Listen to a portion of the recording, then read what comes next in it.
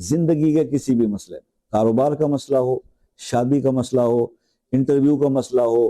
کسی امتحان میں کامیابی کا مسئلہ ہو، یہ ایک عمل کافی ہو جاتا ہے۔ فَإِنَّ حَسْبَكَ اللَّهُ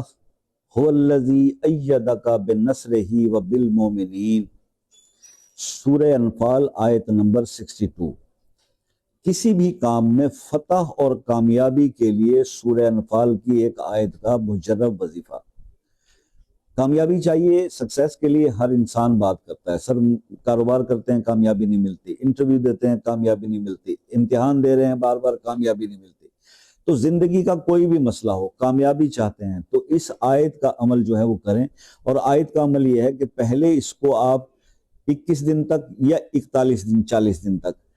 ہر نماز کے بعد 7 بار پڑھیں، اور جب کسی کام کو شروع کرنے لگیں تو اس کو 7 بار پڑھ کے کریں، چاہے وہ آپ آن لائن ورک کو سٹارٹ کر رہے ہیں، ڈیلی لیپ ٹاپ کھولتے ہیں 7 بار